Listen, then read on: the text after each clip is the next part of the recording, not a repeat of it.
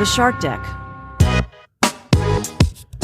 Johnny Mac with your daily comedy news. A lot to get to today. Let's start with Chris Rock's special Saturday night, 10 o'clock, Netflix. And they've now added a pregame show and a postgame show. The show before the show, that's the title. It'll stream beginning at 9:30 Eastern. It'll kick off with live commentary from comics and messages from Chris Rock's famous pals. The famous pals include Amy Schumer and Jerry Seinfeld, so it sounds like somebody at Netflix called in some favors and was like, hey, Jerry and Amy, can you jump on Zoom for 10 seconds? And they said, sure. The pre-show also includes messages from Cedric the Entertainer, Ice-T, Sarah Silverman, and Paul McCartney. I find these things weird. I like Chris Rock. I like Paul McCartney. I don't care what Paul McCartney thinks about Chris Rock. Why do you do this? I know why you do this. You do this because of the press release. Believe me, at famous plays I used to work, they were all about the press release. It didn't even matter if the content was good. If you could put Paul McCartney's name in the Chris Rock press release and get some idiot with a podcast in his basement to talk about it, you get a bonus, my friend. So I totally understand the game, but the game is stupid. I don't care what Paul McCartney has to say about Chris Rock. I really don't. I also don't care what Chris Rock has to say about Paul McCartney. Your host will be The Daily Show's Ronnie Chang. Interesting choice of host for the Chris Rock special. Also scheduled to appear Arsenio Hall, Dion Cole, and Leslie Jones. Then the post-game show, which is called The Show After the Show. That'll be hosted by David Spade and Dana Carvey. Their scheduled guests include JB Smoove and Kareem Abdul-Jabbar. Okay, Chris Rock's going to go live at 10 Eastern from Baltimore, Maryland. My plan is I'm going to do this as a bonus episode, and I'm not sure when I'll get it out. I'll possibly stay up late Saturday night and do something. Sunday morning, I know I'm out the door pretty early with soccer, and I'm home kind of late, so sometime Sunday or Monday, I'll do a bonus episode that is just about the Chris Rock special. This is going to be a major event. You may have heard Chris Rock was slapped by Will Smith at last year's Oscars, so I imagine there'll be a lot of eyes on this live special. Again, it's a Saturday night, 10 o'clock Eastern on Netflix. The special will remain available to stream after the initial airing, but the pre- and post-game shows will only be available live.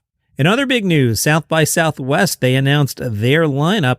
The South by Southwest Comedy Festival is March 10th through the 14th. I'm going to read off a lot of names. If you don't want to hear me just reading names, hit 30-second skip. Ready, go. Abbi Jacobson, Adrienne Iapalucci, André, Hyland, Anna Kendrick, Anthony Atamanuik. He's great. Anthony DeVito, Aristotle Athari. Remember, he was on SNL for 5 minutes. Is he still on? He's gone, right? Beth Stelling, Bob Odenkirk, Brian Moses, Caitlin Peluffo, Caleb Hearon, Chelsea Handler, Christina Catherine Martinez, Doug Benson, Eddie Pepitone, Emma Willmann, Eric André, Felipe Esparza, Godfrey, Greg Proops, Ismael Lutfi, Jackie Fabulous, Jake Johnson, James Adomian, Jessica McKenna, Joe DeRosa, John Gimberling, Josh Johnson, all right, we're up to the J's, Joelle Johnson, Catherine Blanford, Leonard Maltin, Matt Besser, Mike Lawrence, Natalie Palamides. Oh, she's due for a new special. That last one was so good. Nick Thune, Patton Oswalt, Pete Lee, Phoebe Robinson, Rachel Sennott, Reggie Watts, Sabrina Jallies, Sam J, Sam Talent, Sandy Honig, Steve Agee, Steph Tolev, Stuart Goldsmith, Tim Robinson, Todd Barry, Tone Bell, Yamanika Saunders, plus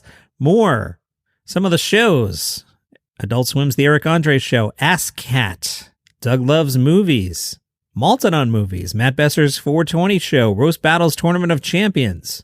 Variety's Power of Comedy show will honor Chelsea Handler, Jake Johnson, Anna Kendrick, Patton Oswalt, Phoebe Robinson, Tim Robinson, Zach Kanan, and others.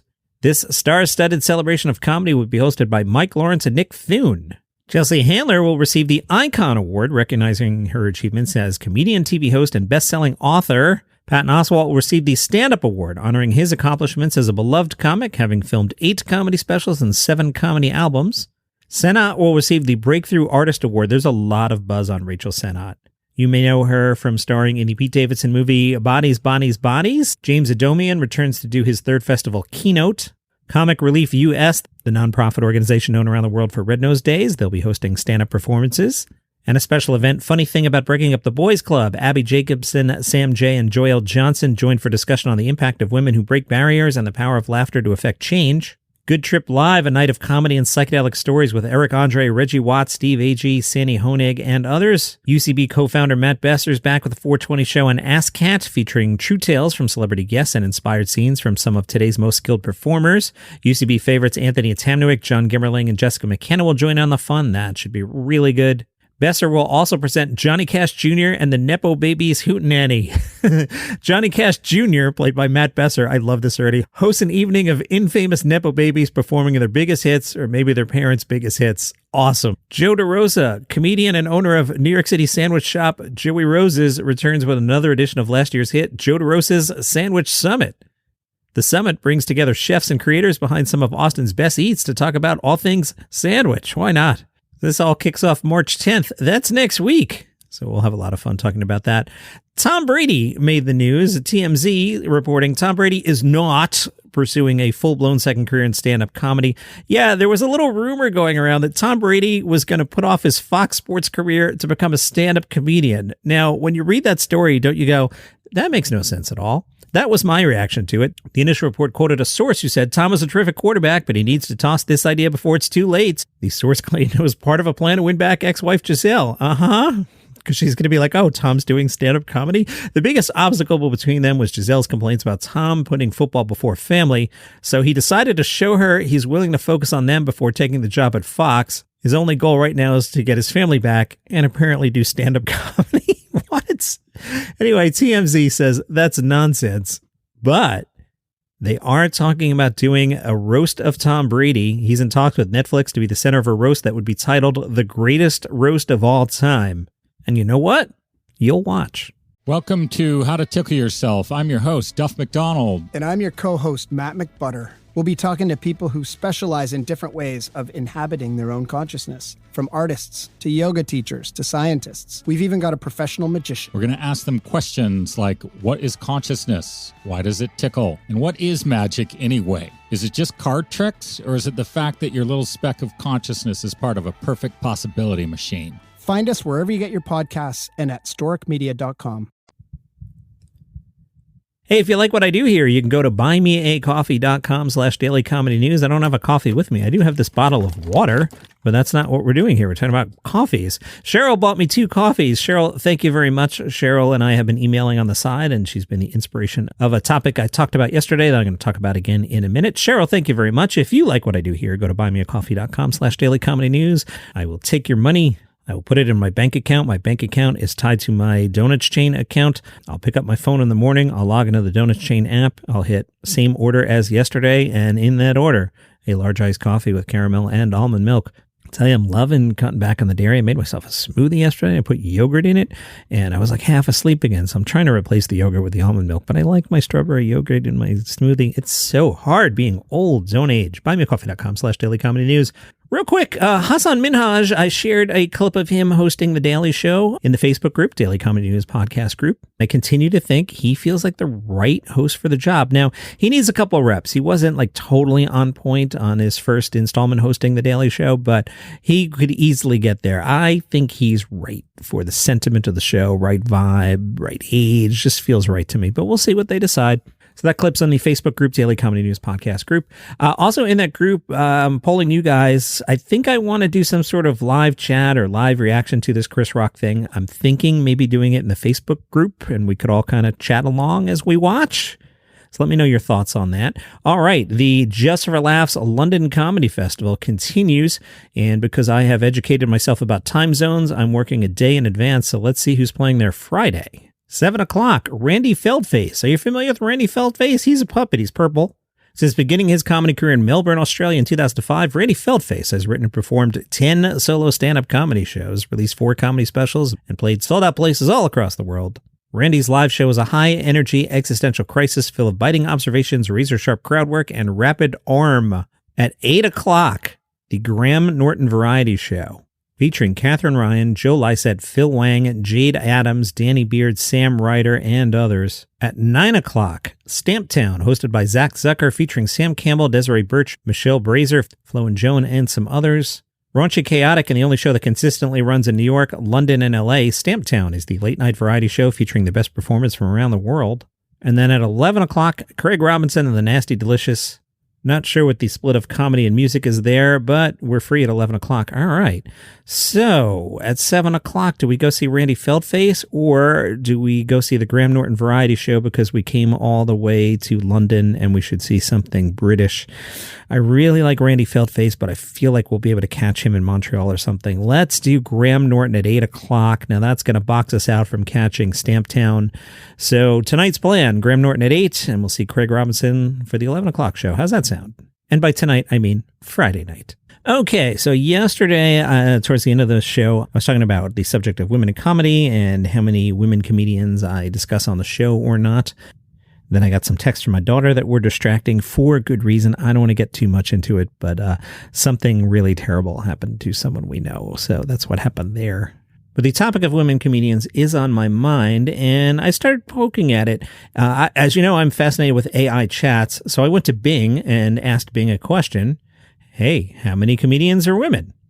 Bing said, hello, this is Bing. According to one source, 11.3% of stand-up comedians are women and 88.7% are men in the U.S.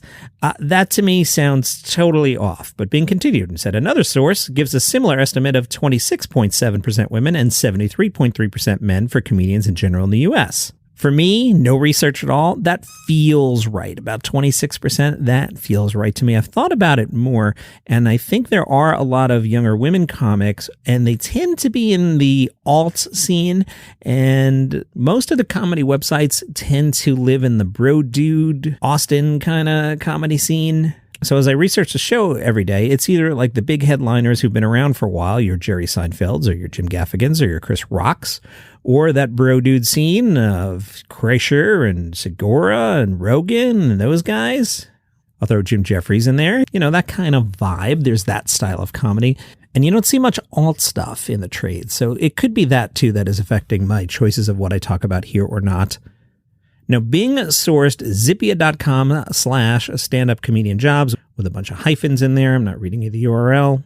I don't know too much about this website, but they have some demographics here. This is the survey that had only 11.3% of comedians being women.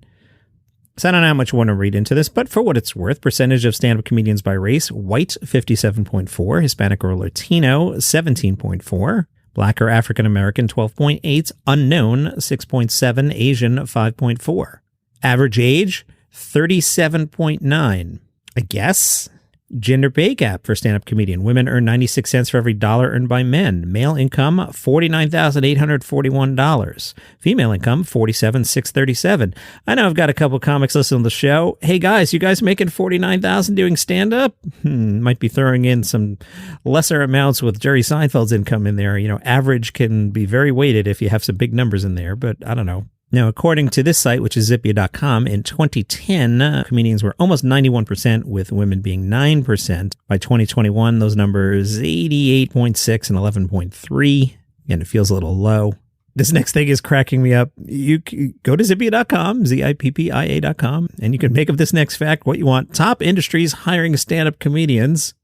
Number 1, government. Really? Next up, media, then professional, whatever that means, retail, and startup. 16% of stand-up comedians working for the government, okay? And some of these stand-up comedian jobs posted on the website include concessions, stand attendant, Red Bull Arena. So I'm not sure what we've learned from that. Then I went to chat TGP, whatever it is. I always get it wrong. It's TGP, right? TBG. Wait, I didn't even just say letters there. Leave it in. That one.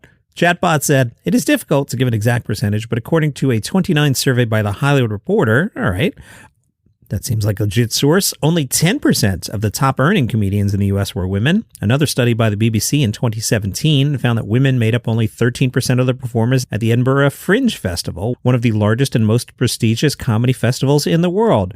So that 13% seems kind of in the ballpark. I don't know. I don't know what the real numbers are other than whatever I computed on yesterday's podcast.